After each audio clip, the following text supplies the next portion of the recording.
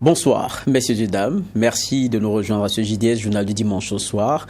Et allons au sujet marquant de ce 24 octobre. 27e édition du Festival panafricain du cinéma et de la télévision de Ouagadougou. Le plus grand festival de cinéma africain s'est achevé hier samedi 23 octobre. 150 festivaliers, 150 000 pour être plus précis, 64 pays représentés pour plus de 500 œuvres. Retour sur ce FESPACO avec Salifou Taïta, le président du comité national d'organisation de ce FESPACO 2021. Et puis transfert d'argent, une plateforme qui promet une révolution financière à la Thomas Sankara. Elle est burkinabé et depuis plus d'une année, bientôt, elle s'étend dans plusieurs villes du pays avec environ 10 000 utilisateurs, dont 5 000 permanents. Nous l'abordons dans ce journal du dimanche au soir. Et enfin, société, technologie et sexualité, le sexting, l'envoi de messages, photos et vidéos à caractère sexuel de façon électronique, une tendance que nous aborderons en reportage avec l'Association nationale d'éducation aux outils numériques qui sensibilise sur la question. Et puis, dans ce journal du dimanche au soir, vous aurez aussi droit à votre page sport avec la Ligue 1 Lonabé et on parlera de ce match majestique Royal FC Bobo Dioulasso. La première des rubriques pour ce JDS, c'est celle culture.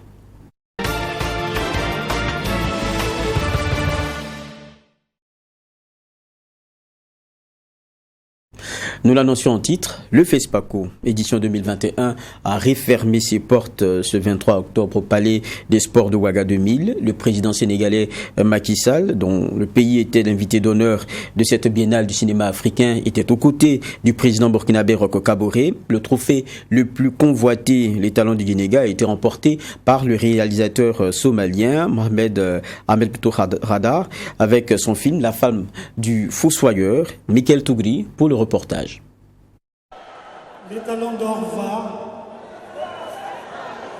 La femme du fossoyeur. Avec son film La femme du fossoyeur, Ahmed Kattar est couronné talon d'or à cette 27e édition du FESPACO. C'est une histoire d'amour d'un couple dont l'équilibre de la famille est menacé et racontée par le réalisateur somalien dans les quartiers pauvres de Djibouti. Le prestigieux trophée, tant convoité par les réalisateurs remis par les présidents du Faso Roch Kaboré et Macky Sall du Sénégal à la productrice du film La femme du fossoyeur.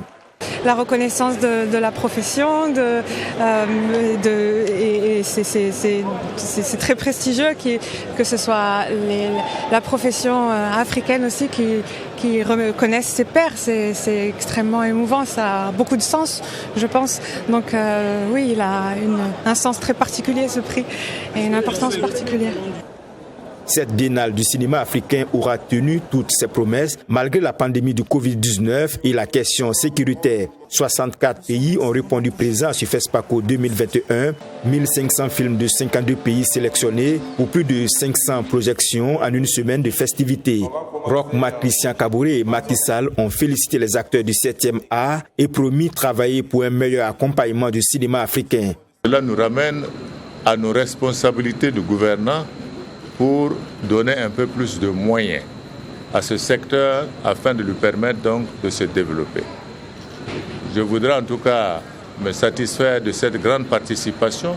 Ils ont fait de grandes rencontres sur qu'est-ce qui empêche le cinéma africain de progresser. J'espère que nous aurons rapport de l'ensemble de ces conclusions et nous nous ferons fort à chacun à son niveau de travailler à ce qu'on puisse lever ces différents goulots. Que le cinéma africain doit aussi être un cinéma qui parle de l'Afrique, mais un cinéma d'abord pour les Africains. Je travaillerai avec mon frère et ami le président Roch Kaboré pour qu'à l'échelle de l'Union africaine, l'idée du soutien à travers des fonds de promotion du cinéma tel que nous l'avons institué au Sénégal, pour que tous les pays accompagnent leurs cinéastes afin que la qualité de notre cinéma soit à la hauteur du cinéma mondial.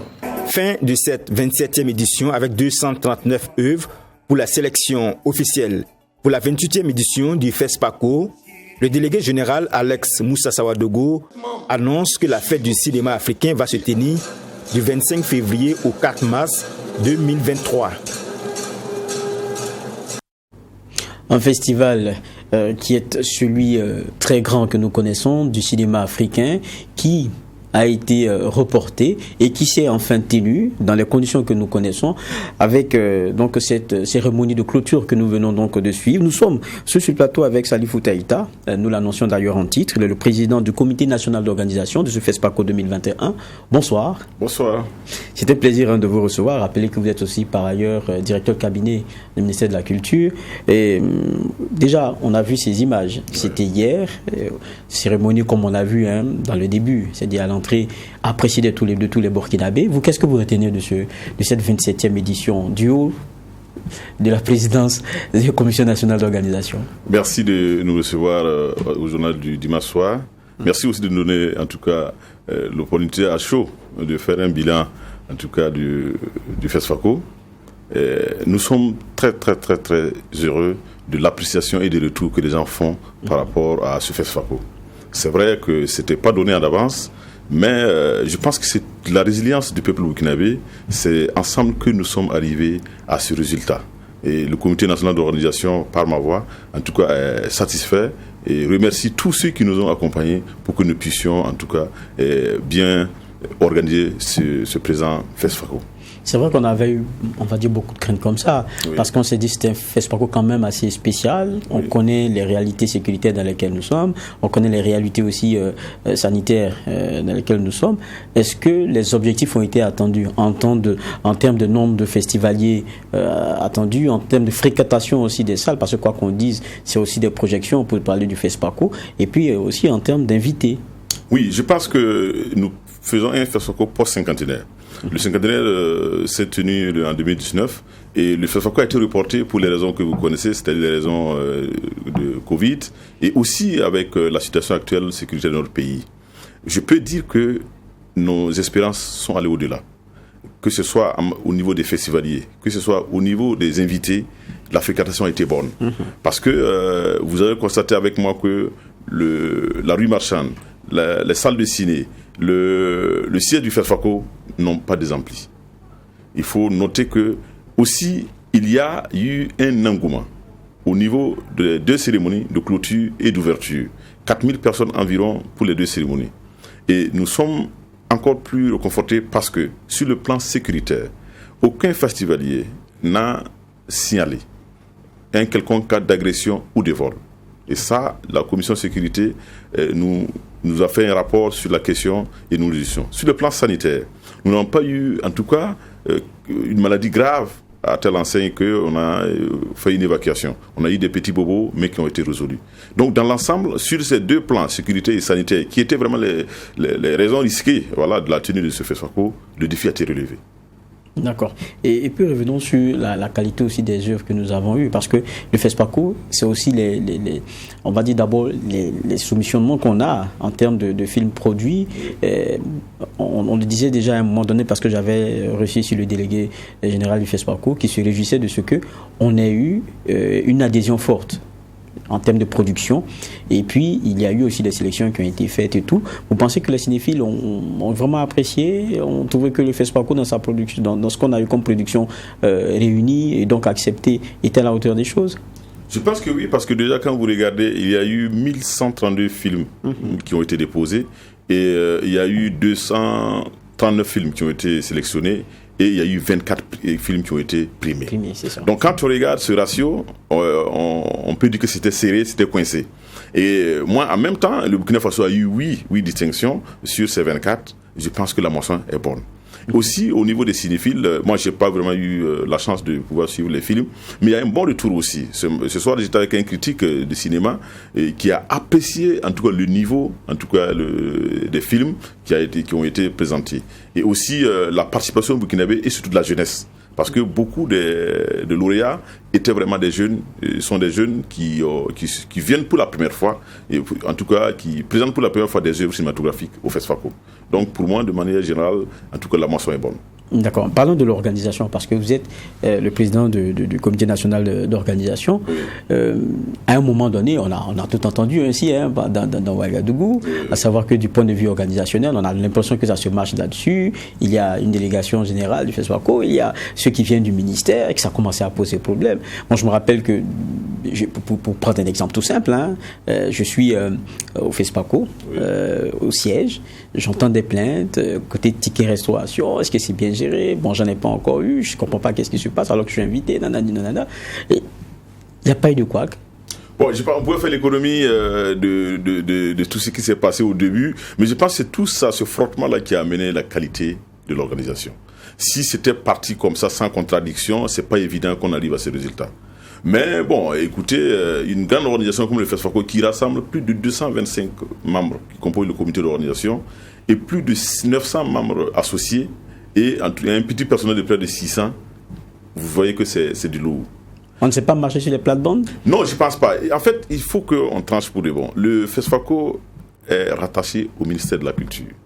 Donc la tutelle technique, c'est le ministère de la Culture. Et c'est le ministère de la Culture qui chapeaute le FESPACO, en mettant à la direction générale comme étant en tout cas l'exécutant. Donc il est de bonne loi que le ministère, le cabinet, le ministre ait un regard, parce que c'est à elle qu'on peut demander un compte à tout point de vue par rapport à l'organisation du FESPACO. Et je vous rappelle que le FESPACO est une volonté politique des premiers responsables de ce pays. Et pour le président FESPACO qui s'est tenu, c'est qu'il a été voulu par le chef de l'État, son Excellence Roch-Marc Christian Kaboré, lui-même qui s'est impliqué personnellement pour que ce FESPACO se tienne. Donc, dans cette lancée, Madame le ministre ne pouvait pas se mettre à l'écart de cette organisation. Elle devait être vraiment aussi avoir l'œil là-dessus pour que ça se passe bien. Donc je pense que c'est peut-être apprécier peut-être cela que les gens ont pensé qu'il y avait un accaparement. Loin de là, je pense que c'était la volonté de bien faire le travail et de bien accompagner. Et c'est à ce résultat qu'on est arrivé. D'accord. On va se permettre de regarder un reportage parce qu'il faut dire que cette 27e édition a permis de porter sur le toit du cinéma africain Radar Ahmed avec son film La femme du fossoyeur. Et il faut préciser que ce film a été donc projeté à Ciné Burkina juste après la cérémonie de clôture. Je vous propose aussi de le regarder, d'en avoir un bref aperçu et le ressenti des cinéphiles après la projection. Le reportage est signé Fatimata Nikema. Le film La femme du fossoyeur relate l'histoire d'une famille qui vit dans un quartier pauvre de Djibouti. La vie de cette famille va basculer lorsque la maîtresse de maison tombe gravement malade et que sa guérison nécessite une opération. Le mari, qui est un fossoyeur, va user de toutes ses forces pour sauver sa femme sans tomber dans l'indignité. Une famille restée soudée et combattante jusqu'à la fin du film, malgré l'adversité. Un film qui a touché les cœurs des membres du jury, mais aussi les cinéphiles qui ne se sont pas fait prier pour remplir la salle de Ciné Burkina. Vraiment, que d'émotions rendues. C'est un film d'une très belle facture qu'on a vu ce soir, que nous recommandons fortement. Et je n'ai aucun doute que ce film a mérité amplement les talons d'or de Yenega. C'est l'Afrique qui bouge, c'est nos réalités africaines qui sont dépeintes. Encore beaucoup plus, c'est la profondeur de l'Afrique qui est décrite et c'est tout un hommage à nos cinéastes qui rendent cette Afrique, qui font découvrir ce monde au monde entier. Si certains ont apprécié l'histoire qui raconte ce long métrage de Ahmed Kadar, d'autres saluent le travail qui a été abattu par le réalisateur pour tourner ce film. Bon, vraiment l'histoire est très émouvante. Elle vient de l'ordinaire parce que tu sens que le réalisateur il a beaucoup cherché. Tu sens qu'il y a eu beaucoup de travail derrière, que ce soit les images, que ce soit le son, que ce soit la cohésion et l'histoire même. Le fond du film est vraiment, ça a été réfléchi. La femme du fossoyeur a été tournée à Djibouti en version originale somalie et sous-titrée en français. Le réalisateur âgé de 40 ans est d'origine somalienne et de nationalité finlandaise. Radar Ahmed avec donc son film La femme du fossoyeur, étalon d'or du Yenega. On a écouté les retours des cinéphiles, la sensibilité qui a été la leur. Vous, Ça vous a parlé? Oui, je pense que j'ai pas suivi ce film, mais j'ai eu quand même beaucoup de récits et de commentaires sur ce film, où la thématique principale est l'accès aux soins dans nos pays, en tout cas pauvres d'Afrique. Mais il y a un aspect important ici qu'il faut relever, il y a une des valeurs qui a été révélée ici, c'est l'amour. Parce qu'au nom de cela, le fossoyeur s'est sacrifié pour la santé de sa femme. Il a couru tous les risques. Il a bravé toutes les épreuves pour que la femme puisse retrouver les soins. Jusqu'à même tenter de voler. Et je pense que là, c'est vraiment l'expression de l'amour véritable que des valeurs comme celles-là qui sont en train de disparaître dans notre continent, ou du moins dans notre monde, que ce film-là a pu révéler. En tout cas, moi, je pense qu'il mérite amplement le Talon d'Or Yanenga. Parlons justement de distinction. Il y a eu beaucoup d'espoir pour la partie burkinabé. Chaque année, on va dire que c'est un peu pareil, mais on a l'impression qu'on a le cinéma qui est fait sous d'autres cieux qui est en train de mettre la distance. Non, je pense que là, peut-être je pense qu'on n'apprécie pas vraiment objectivement. Je pense que le Burkina Faso a fait une bonne moisson. C'est comme j'ai dit à l'entrée, il y a eu 24 films qui ont été primés. Et le Burkina a eu 8 sur plus de 54 pays. Et quand on regarde le ratio, c'est vraiment bon. Et aussi, il faut savoir que les moyens ne sont pas les mêmes à la matière. Et évidemment, ce n'est pas les moyens seulement qui font les films, parce que nous connaissons des pays à côté qui ont des fonds importants, mais qui n'ont pas eu de nominés, qui n'ont pas eu un seul trophée. Donc il faut féliciter vraiment. Et puis il faut noter encore une chose, qu'on n'a pas eu beaucoup de films qui étaient présentés. Donc quand on regarde tout ce ratio, on trouve que le Burkina Faso a fait une bonne moisson. Ah oui, il faut noter. Vous parlez de bonne moisson, mais c'est vrai, quand on regarde la partie documentaire, on a quand même Mouni Sanou qui l'emporte, ce qui est très intéressant. Il y a d'autres prix comme ça que nous avons pu glaner, mais je pense que les Talons d'Or du Yanenga, c'est tout un symbole. On l'a déjà eu 2 fois, c'est des grands noms qui les ont eus. Et il y a du travail encore à faire, il y a du chemin à faire, parce que là, c'est comme j'ai dit tout à l'heure, c'est sur le toit de l'Afrique qu'on est, de l'Afrique du cinéma. Mais oui, acceptez avec moi que ça fait plus de 64 pays qui participent, et c'est chaque 2 ans.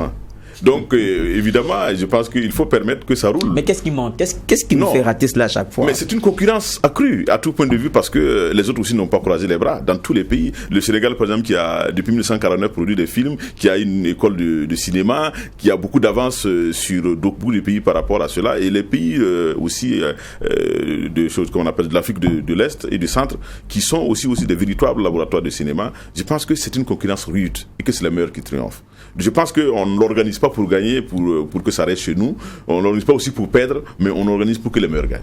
Évidemment. On va se permettre aussi de regarder un autre reportage, puisque vous parliez tout à l'heure de ce que nous, Burkinabés, avons pu glaner. Je parlais d'ailleurs du prix remporté, donc les Talons d'Or, section documents, et c'était le long métrage avec le réalisateur Mouni Sanou. Et puis, dans ce reportage qui est signé Michael Tougri, on voit aussi, évidemment, le délégué général du FESPACO, Moussa Alex Savadougou, qui est ovationné dans la cuvette du Palais des Sports de Ouagadougou. Dans ce reportage. L'une des grandes satisfactions de ce FESPACO 2021 reste sans doute son délégué général. À cette cérémonie de clôture, c'est un standing ovation pour Alex Moussa Savadougou. Le délégué général du FESPACO peut se satisfaire d'avoir relevé le défi de la tenue de la fête du cinéma africain. D'abord, nous avons réussi déjà à relever ce défi. Et ce défi, c'était de pouvoir l'organiser dans de très bonnes conditions. C'était de pouvoir aussi arriver à montrer aux yeux du monde que le Burkina Faso, malgré les difficultés que nous vivons, est capable en fait d'organiser un tel événement. Contrairement à d'autres pays qui ont annulé le festival, nous avons relevé ce défi-là. C'est de montrer aussi que nous ne devrons pas s'apitoyer sur nos sorts. Nous ne devrons pas toujours se remettre en cause en fait. Nous devrons tout un peuple devrait se mettre debout en fait pour montrer aux yeux du monde. Et quelles que soient les difficultés, nous pouvons avancer et nous pouvons faire rêver le monde. À ce FESPACO 2021, pour une première, 2 prix du président du Faso ont été décernés. Il récompense les meilleurs espoirs burkinabés. La réalisatrice Delphine Yerbanga, avec son film Les traces d'un migrant, remporte un prix du président du Faso. C'est un projet qui est né en 2012 au Sénégal, pendant que j'y étais pour mes études, où j'ai fait la connaissance de 2 charmantes filles, Adama et Awa, qui m'ont demandé de les aider à retrouver leur père. J'ai décidé d'en faire un film documentaire et depuis 2012, nous travaillons ensemble. C'est la première fois qu'ils donnent ce prix-là et aussi ça coïncide avec ma première participation au FESPACO parce que je suis à ma première expérience et je suis vraiment satisfaite et très heureuse de recevoir ce prix que je dédie à toutes les femmes professionnelles de l'image et du son et à toute la jeunesse burkinabé. Dans la catégorie documentaire long métrage, l'étalon d'or est remporté par le réalisateur Moumouni Sanou avec son film Gaderi Nocturne. Le film parle des travailleurs de sexe qui sont tellement mal vus au sein de la société alors qu'on les trouve partout dans le monde entier. Alors que tout le monde court derrière elles la nuit et dans la journée, personne ne veut le voir. Première participation au FESPACO avec mon film et ce premier prix aussi. Très fort. Delphine Yermanga, l'une des lauréats du Grand Prix du président du Faso, empoche la somme de 3 millions de francs CFA. Moumouni Sanou, couronné étalon d'or dans la catégorie documentaire long métrage, une première participation au FESPACO empoche la somme de 10 millions de francs CFA. Les productions burkinabées qui sont loin de sortir ridicules, il faut le dire comme ça, de ce FESPACO, et bien au contraire, ragaillardi par des prix qui ont été glanés. Et moi je vais revenir à vous, président du comité national d'organisation. Ce FESPACO 2021, qu'est-ce que vous retenez comme leçon à tirer en termes d'organisation? Bien, d'abord, je pense que celui qu'il faut applaudir, c'est le peuple burkinabé. Celui qu'il faut applaudir, c'est le chef de l'État, son Excellence Roch Marc Christian Kaboré, qui a voulu que ça se tienne. Et tout ce peuple burkinabé qui s'est mobilisé pour accueillir les festivaliers dans un esprit hospitalier et dans un esprit de fraternité. Et je pense que c'est tout cet ensemble-là qu'il faut applaudir. Et le comité d'organisation que nous sommes, nous n'avons été qu'un maillon de l'exécution de la chaîne. Sinon, le reste, c'est le peuple qu'il faut ovationner. Donc, pour dire que ça ne peut pas être l'apanage d'un seul individu, en tout cas d'un petit groupe, c'est parce que tout le monde a décidé, au-delà de notre situation sécuritaire et sanitaire, nous avons mis devant notre résilience légendaire pour accueillir les étrangers, les invités et les festivaliers, et ça s'est bien passé. Maintenant, pour revenir à votre question, je pense que c'est à chaud, mais le FESPACO 2021, qui a été redouté, qui a été reporté, aujourd'hui, après 24 heures, nous sommes totalement satisfaits. Parce que, c'est comme j'ai dit, sur tous les plans, nous n'avons pas eu une difficulté insurmontable. C'est vrai qu'une organisation de cette taille ne peut pas être totalement parfaite. Nous avons des petits réglages à faire, on a des petits ajustements, mais ça n'a pas empêché le bon déroulement. Et aujourd'hui, je pense que tous ceux qui sont venus au FESPACO ont parlé de ce FESPACO comme étant un événement historiquement réussi. Et dernière question, on parle d'un festival, j'ai dit c'est le plus grand rendez-vous du cinéma africain aujourd'hui, ça fait de Ouagadougou la plaque tournante du cinéma africain, ça cristallise toutes les attentions pendant un peu plus d'une semaine ou une semaine en gros. Oui. Est-ce que ce festival, pour le poids qu'il a aujourd'hui, devrait continuer d'être chapeauté par un ministère ou rattaché directement, parce que tout à l'heure vous disiez président du Faso, est-ce qu'il ne faut pas repenser la tutelle d'organisation de ce Bon, je ne sais pas où est-ce qu'on veut aller, mais c'est vrai qu'il y a beaucoup de débats autour de cela. Ah oui, c'est un débat très actuel aujourd'hui. Peut-être que le plateau que j'occupe aujourd'hui est très restreint pour débattre de ce sujet, mais ce qu'il faut savoir, c'est que historiquement, le FESPACO a été la volonté politique des premiers responsables de ce pays. C'est d'abord la destination Burkina Faso qui a vu et qu'on a organisé pour permettre aux cinéastes de venir monter leurs œuvres. Et aujourd'hui, je pense que cette dimension n'a pas changé. C'est toujours la volonté des premiers dirigeants de ce pays que ça se tienne et que c'est eux, d'ailleurs même, qui mettent toutes les conditions en place pour que ça se tienne. Parce que le FESPACO ne pourrait être un objet privé ou en tout cas appartenant à un certain groupe. Je pense que c'est une affaire nationale et c'est une fierté nationale que nous devons conserver parce que nous avons déjà des convoitises, que ce soit dans la sous-région ou dans le monde, par rapport à ce FESPACO qui est un joyau, qui est une fierté. D'accord. Merci bien, Salifou Taïta. Merci d'être passé sur ce plateau. Et je rappelle à ceux qui nous ont peut-être pris en marche que vous êtes le président du comité national d'organisation FESPACO 2021. En tout cas, félicitations pour le travail qui a été abattu. C'est moi qui vous remercie. Bon, nous allons continuer ce JDS, journal du dimanche au soir, avec une autre rubrique. Après, c'est le culture. On parlera donc économie.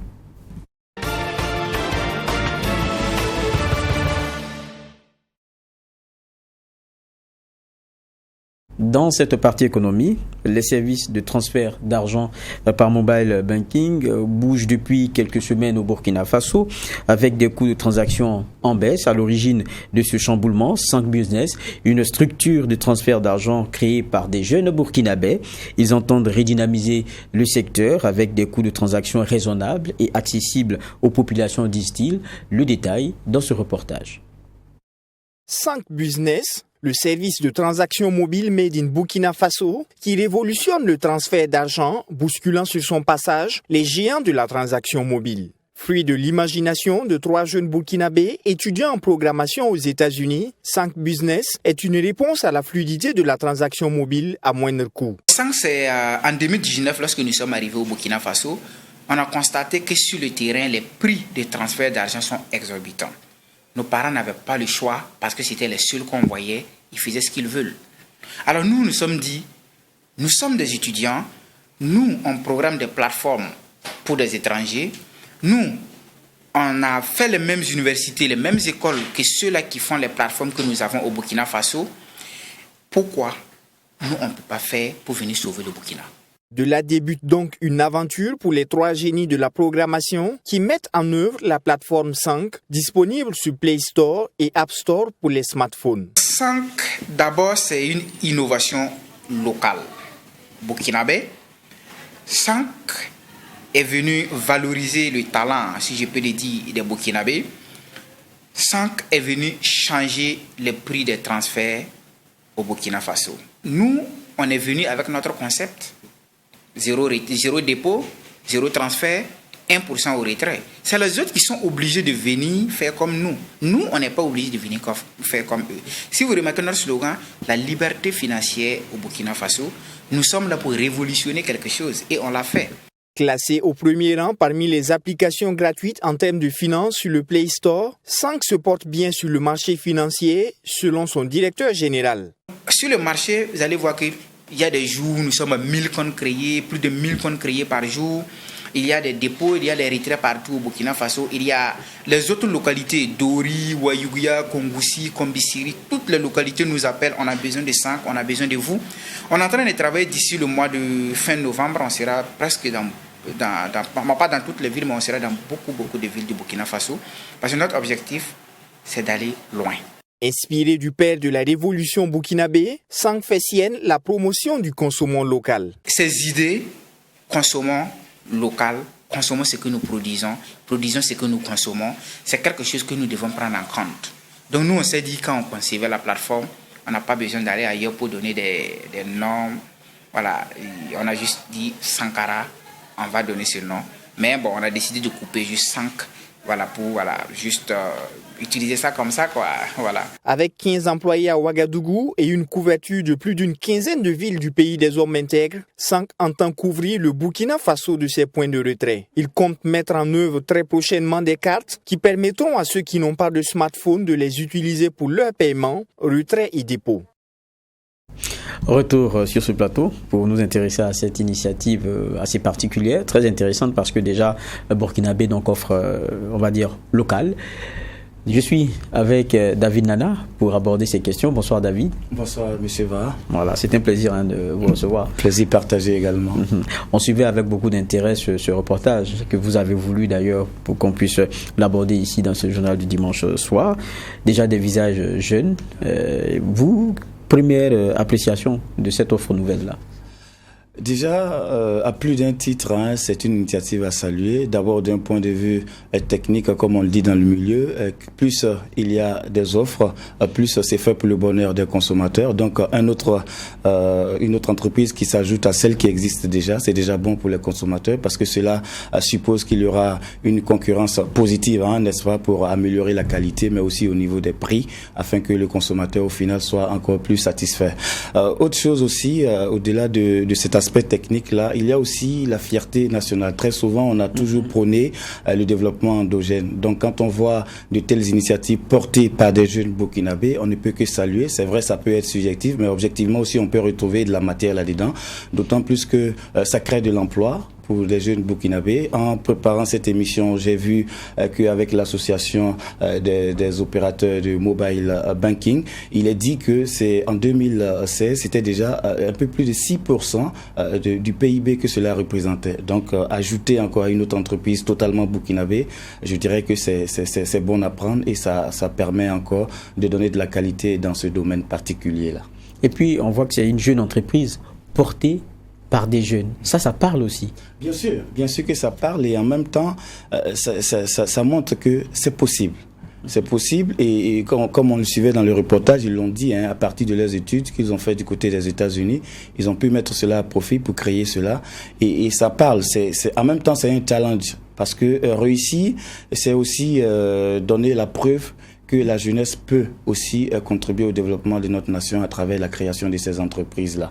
C'est vrai que le défi ne sera pas forcément, on va pas minimiser, ça va être un grand défi, mais je pense qu'ils peuvent y arriver. Et la jeunesse, ça rime avec énergie. Je pense que s'ils s'arment de courage et puis de patience, d'abnégation, c'est sûr et certain qu'ils y arriveront. Ils sont sur un marché qui est vaste et intéressant parce que de ce qu'on sait, c'est en gros 63% de tout ce qu'on a comme échange via le mobile qui se fait en Afrique subsaharienne. Donc il y a un vrai besoin, il y a un vrai marché qu'il y a. Et le marché, le problème, c'est qu'il n'est pas forcément à l'intérieur des frontières. Il se fait aussi, par exemple, quand on prend un pays comme le Burkina Faso, traditionnellement dans ce qu'on a comme opportunité avec les pays qui nous sont frontaliers ou les pays où d'autres Burkinabés peuvent être présents. Est-ce que c'est pas là aussi un défi parce qu'on a d'autres entreprises qui se sont basées sur ce marché-là avec les Burkinabés qui sont à l'extérieur, juste à côté? Oui, ça vous l'avez dit. Vous faites bien de le signifier déjà avec les chiffres que vous évoquez. Déjà en termes de valeur de transaction, il faut noter que le Burkina Faso vient en deuxième position après la Côte d'Ivoire avec un peu plus de 21% en termes de valeur de transaction. Maintenant, au plan sous-régional, c'est vrai qu'on vient en cinquième position avec un peu plus de 6% en termes de part de marché dans l'UEMOA. C'est dit qu'avec une telle jeune entreprise, surtout qu'on est déjà sur un marché où il y a déjà des opérateurs essentiellement de téléphonie mobile qui sont dans ce secteur d'activité-là, c'est un challenge, c'est un défi après l'installation locale. Donc après le Burkina Faso, il faut penser à aussi avoir des parts sur ce segment de marché-là, qui du reste est très considérable. Je l'ai dit tantôt, 6%, c'est pas à minimiser, c'est même très bon à prendre aussi. Et puis, il y a, peut-être ça sera ma dernière question, le contre-coup possible parce qu'ils sont en train de s'attaquer à des mastodontes. Quoi qu'on dise ici, ils ont d'abord, en termes de réaction, en parlant de ces grosses structures qui sont positionnées, ont ajusté déjà les prix. Eux, ils sont allés au début. Donc, on sait qu'en matière de marketing, il y a aussi l'attraction qu'il faut faire dans ces débuts et tout. Vous pensez que ça pourra tenir? C'est en cela que l'État doit jouer sa fonction régalienne. Parce que c'est vrai, quand on est sur le marché, quand on existe déjà, vous, si un marché, quand vous existez déjà, vous, à la limite, vous maîtrisez la technologie, vous maîtrisez presque toutes les variables, mais vous devez jouer le franc jeu de la liberté, n'est-ce pas, du marché. Et c'est en cela que l'État doit jouer sa fonction régalienne. Je prends un exemple assez simple. Quand vous arrivez sur un marché et que vous décidez, par exemple, de baisser les prix pour peut-être vos potentiels clients, votre concurrent, même s'il décide aussi de baisser les prix, il doit respecter les règles, il ne doit pas aller jusqu'à un certain niveau parce que peut-être qu'il a un portefeuille assez élevé, il peut se permettre même de casser les prix sans tenir compte, n'est-ce pas, des réalités. Et c'est en cela que l'État doit se mettre en branle pour, n'est-ce pas, jouer sa fonction régalienne, de réguler le marché. L'État gendarme, donc, il doit peut-être assainir ce marché et leur permettre de pouvoir aussi s'exprimer sur ce segment-là. Merci bien David Anna, mais je voulais vous garder parce qu'on a parlé là de technologie dans son aspect, je dirais, positif. On va rester maintenant dans ces dérives et là c'est un peu société, ce qu'on va aborder, technologie et sexualité avec l'Association nationale d'éducation aux outils numériques. C'est une association burkinabé qui a décidé de sensibiliser dans ce secteur-là. Mardi dernier, une équipe de True TV s'est entretenue avec la dite association sur le phénomène de sexting. Ça veut dire en fait des textos, des sextos comme on l'appelle, c'est-à-dire des messages, des photos, des vidéos à caractère sexuel qui sont envoyés à des tiers de façon électronique. Pourquoi est-ce que certains s'y adonnent et puis comment la sensibilisation se fait au niveau de l'association? Élément de réponse dans ce reportage signé Sanata Siré.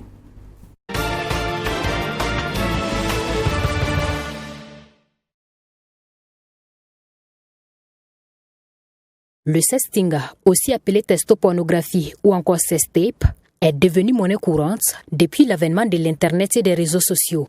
Ce phénomène répandu dans nos sociétés est l'une des problématiques dont combat l'Association nationale d'éducation aux outils numériques. Une association burkinabé qui s'est donnée pour mission, entre autres, de promouvoir la citoyenneté numérique. Donc c'est quoi la citoyenneté numérique? La citoyenneté numérique est le fait d'utiliser le numérique de façon sûre, éthique, tout en respectant le droit de toutes les personnes présentes en ligne. Nous avons juste remarqué que l'utilisation de l'outil numérique en Afrique se vulgarise, et notamment chez les plus jeunes.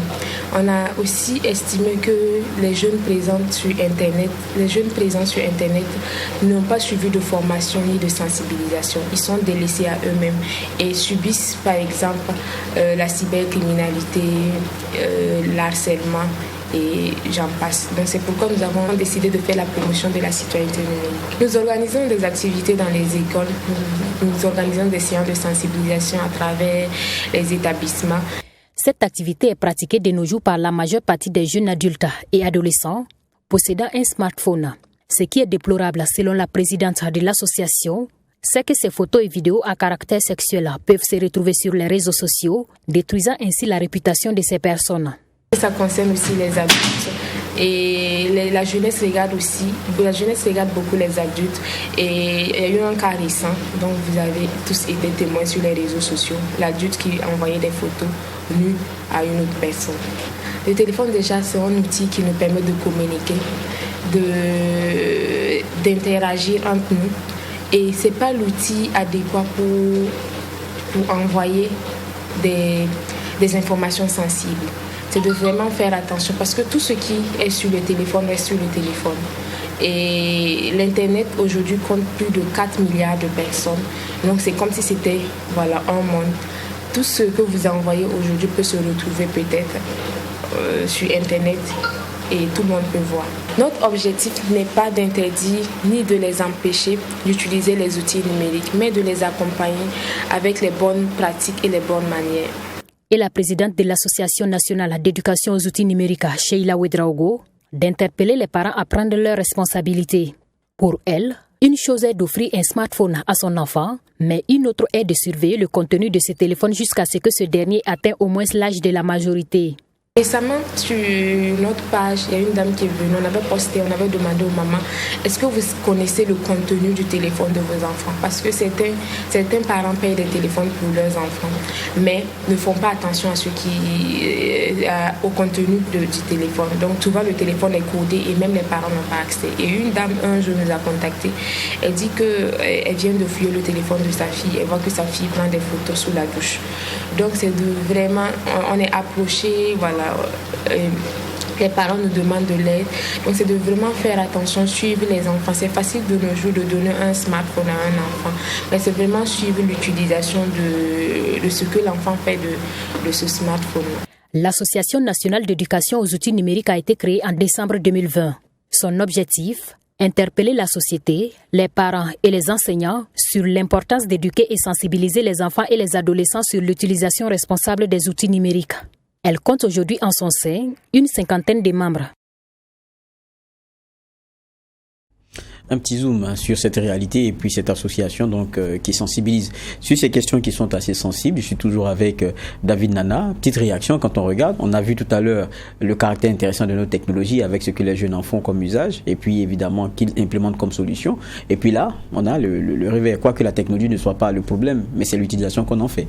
Tout à fait. Ça remet encore sur la table la question de l'éducation de façon générale aux médias et encore particulièrement aux réseaux sociaux, notamment avec Internet. Il faut une véritable éducation parce que c'est vrai, il y a ce qu'on désire, mais on ne doit pas ignorer le fait que le téléphone peut se retrouver un peu partout. Il suffit qu'il y ait un défaut, on l'emmène pour réparation et ce qu'on n'a pas voulu facilement se retrouve. Quelqu'un disait comme ça un jour que c'est toujours bon de se remémorer ses bons souvenirs, toujours dans sa tête, que de le faire avec un portable. Malheureusement, c'est ce qui se passe le plus souvent et c'est dommage, je dirais tout simplement. Il y a la jeune génération d'en tirer les leçons et de retenir ce qui est bien. Merci bien, David Nana, d'être passé à ce JDS, Journal du dimanche au soir. C'est toujours un plaisir d'être avec vous. C'est moi qui vous remercie, monsieur. On poursuit ce JDS avec la dernière des rubriques, c'est le sport.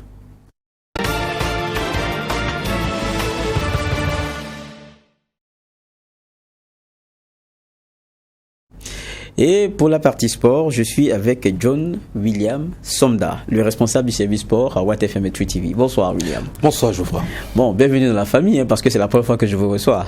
Ouais, c'est la première fois également que je fais un studio de Watt FM True TV. N'est-ce pas? Et on va parler de Ligue 1 Lunabé pour commencer. Je vais déjà dire plus ou moins ce qui sera abordé.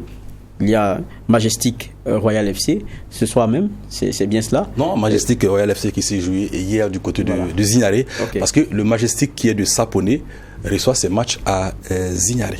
N'est-ce pas? Et on va s'intéresser à la Fédération burkinabé de football. Et c'est vrai que le JDS de dimanche dernier, j'abordais la question avec Claude Romba, un jeu de chaises musicales avec des personnes aussi écartées. On parle de recours, ça, on en sera dans le détail. Et également, on en sera dans le détail, effectivement. C'est vrai que les quatre, dont Papi Dagba s'est chargé donc de la réforme du côté des centres de formation, a été donc révoqué par le président Lazare Bansé. Papi et ses camarades, en tout cas, n'entendent pas se faire compter. Et puis voilà, on va attendre de voir ce que cela va donner du côté de la commission d'appel de la FPF. Et puis enfin, coupe au CAF, on va dire grande surprise, déception en même temps. C'est l'ASFA qui se fait éliminer par une équipe de D2 malienne. Oui, l'ASFA qui n'arrive plus à passer ce cap de la compétition depuis 1991, ça ne nous rajeunit pas. Voilà, la dernière fois que l'ASFA a passé ce cap, c'était justement donc en 1991. C'était face à un club de deuxième division, mais celui-là de Tunisie, l'AS Marsa de Tunis. Et puis depuis lors, l'ASFA à chaque occasion se casse donc les pattes. On pourrait presque dire que la vieille dame, en tout cas, a du mal à passer donc le cap du deuxième tour des Coupes d'Afrique de clubs. Somda, on commence par cette opposition. Majestic FC, Royal FC, 2-1, c'est le score final. C'était tiers. Résumé du match. Ça passe dans la douleur pour le Majestic FC de Saponé lors de la 5e journée de la Ligue 1 Lunabé. Face au Royal FC de Bobo Dioulasso, les poudins du coach Moussa Sanogo Di Falcao ont dû ramer pour revenir dans le sens de la marche avant de l'emporter dans le Money Time. En effet, les royalistes, à la faveur d'un meilleur quadrillage du terrain dans les 45 premières minutes, gèrent les débats et parviennent à regagner la pause avec un avantage d'1-0, consécutif à un pénalty tiré par le capitaine Karim Barou à la 30e.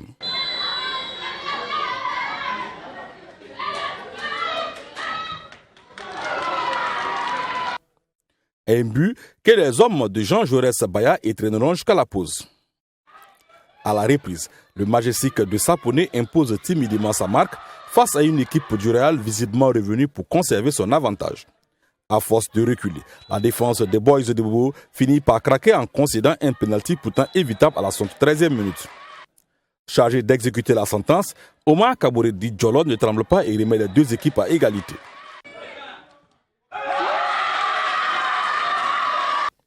Un but partout entre académiciens de Saponé et Boys de Bobo Dioulasso. Mais alors que l'on pensait les deux équipes résolues à se quitter sur ce score de parité, que Walter Youl s'arrache pour servir Mazou Bambara.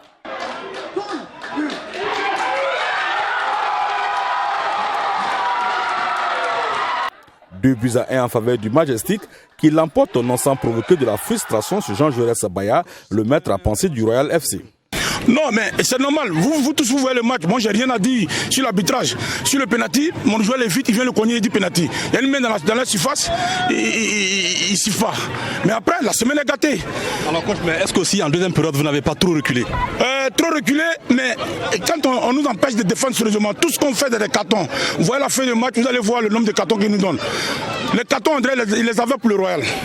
Moi, j'ai jamais parlé d'arbitre. On a vu le match passer contre l'histoire. Je me suis jamais plaint, j'ai jamais parlé. Mais là, aujourd'hui, c'est grave. Mais vous êtes des journalistes, vous le voyez mieux. Vous êtes là pour parler de ça. J'ai dit bravo à Majestic. Mais après, on nous empêche de jouer, s'il vous plaît. On nous empêche, c'est grave. Le championnat est trop sérieux pour que toujours on se plaigne des arbitres. Pour Moussa Sanogo Di Falcao, c'est une victoire à prendre. Oui, c'est sûr que c'est une victoire à l'arraché, comme vous l'avez dit. Mais il fallait y croire parce qu'à la mi-temps, on les a beaucoup engueulés. Il y avait de la place pour une victoire. Ils ont cru, je pense que le mérite leur revient. Donc on va continuer à travailler. Le match qui vient, à ça il faut penser déjà, parce que ça c'est déjà du passé. Avec cette victoire, le Majestic SC de Saponé engrange sa deuxième de la saison après 5 journées. Pour le Royal, la victoire face au Kiko le week-end écoulé n'est pas bonifiée et le club reste dans la deuxième moitié du tableau avec 6 points, le même nombre que son bourreau de la journée. Alors Somda, quand on regarde ce match, on peut se dire déjà que Majestic commence à reprendre du poil de la bête depuis son début un peu difficile. Ouais, on s'était posé des questions pour cette équipe du Majestic de Sapone qui lors des 2 premières journées avait concédé donc des défaites. Il a fallu attendre la 3e pour voir Majestic gagner, replonger à la 4e journée. Alors on se demandait si hier samedi donc si Majestic arriverait au bout de Royal, qui sait très bien voyager, qui sait très bien venir à Ouagadougou, une équipe du Royal qui restait sur une victoire nette sans bavure de 2-0 face à Saditas lors de la première journée, il faut le signaler. Une équipe du Royal qui en tout cas perd rarement à Ouagadougou, il faut encore préciser cela, mais ça n'a pas beaucoup marché. Le Royal qui a bien maîtrisé la première période et puis sans trop qu'on ne sache pourquoi, le Royal a tout simplement décidé de reculer en deuxième période. On pourra polémiquer à souhait sur l'action qui amène l'égalisation du Majestic, mais le Royal après n'a pas cherché à corser l'addition, n'a pas cherché à mieux défendre, si bien que les petits espaces qui se sont créés, le Majestic en a profité. Je pense que du côté du Royal, ce qu'il faudra souligner, c'est que l'encadrement technique n'a pas eu le nœud creux. Quand vous jouez contre une équipe comme celle de Majestic, qui devant a des flèches, Mazou, Bambara, Your, Walter, des joueurs qui vont vite, des joueurs qui ont besoin d'espace dans le dos, et vous leur en donnez, ça ne peut être que fatal. Vous avez vu l'action du deuxième but de Majestic, voilà, Walter qui prend carrément de vitesse son vis-à-vis, qui va servir Mazou, je pense que c'est qui a un boulevard devant lui. C'était un jeune garçon à peine 18 ans, donc qui a su on va dire bonifier la bonne prestation qu'il a eue et qui permet à Majestic de l'emporter 2-1. Vous avez pu regarder ce match. Un mot sur ce que disait tout à l'heure, je pense que c'est le coach côté Royal qui disait qu'il y avait un sifflet favorable à Majestic.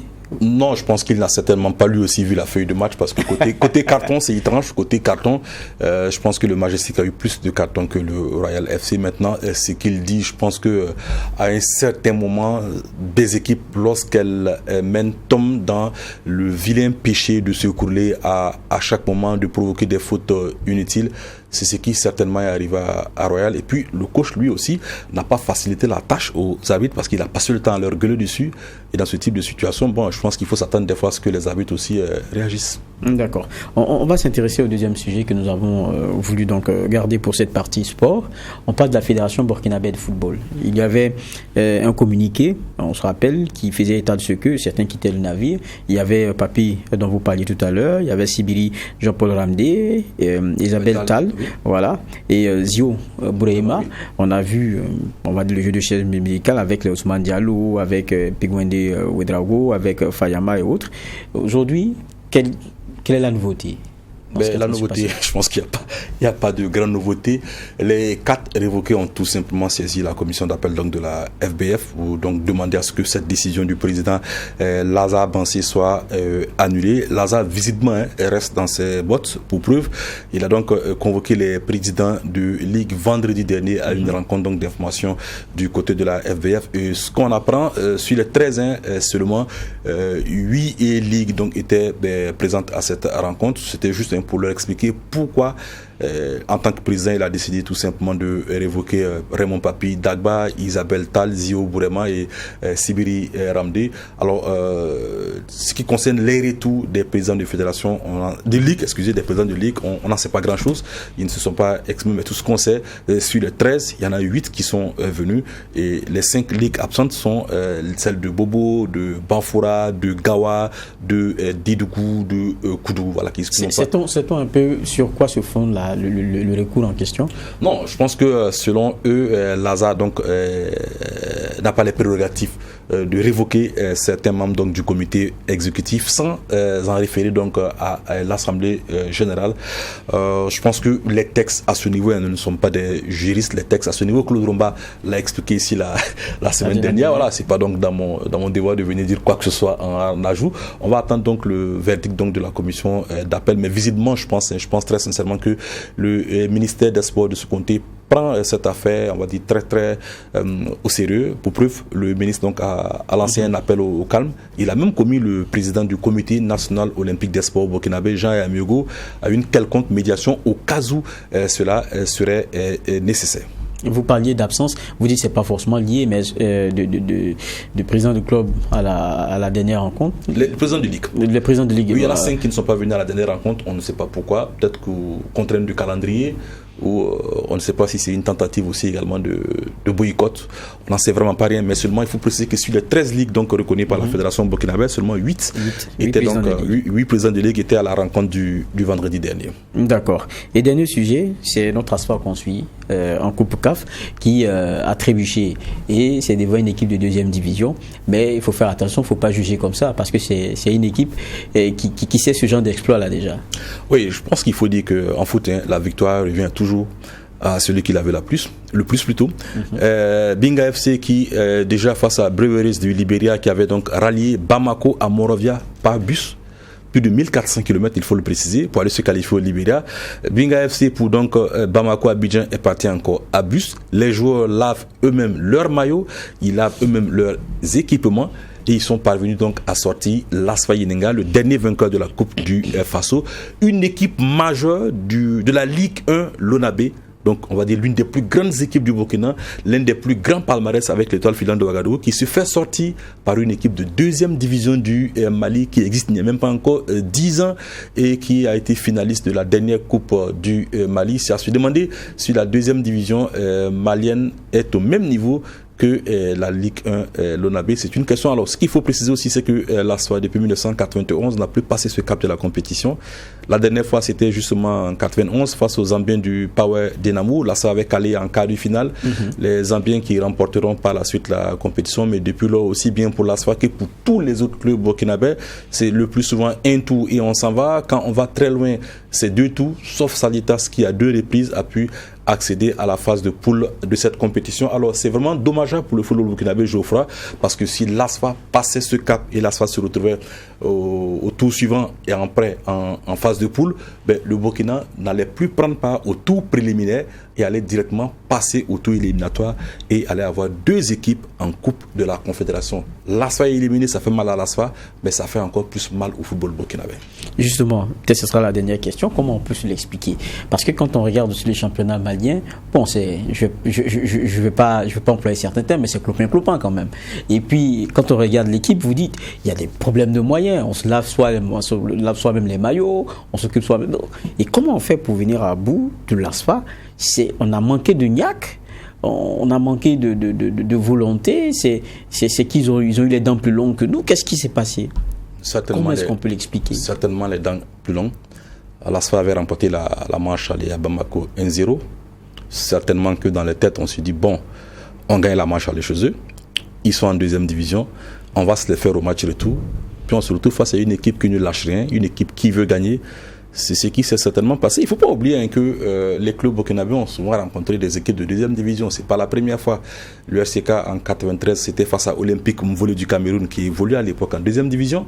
Lorsque l'ASFA arrive en quart du final, l'ASFA sort l'AS Marsa de Tunisie qui évolue également en 2e division.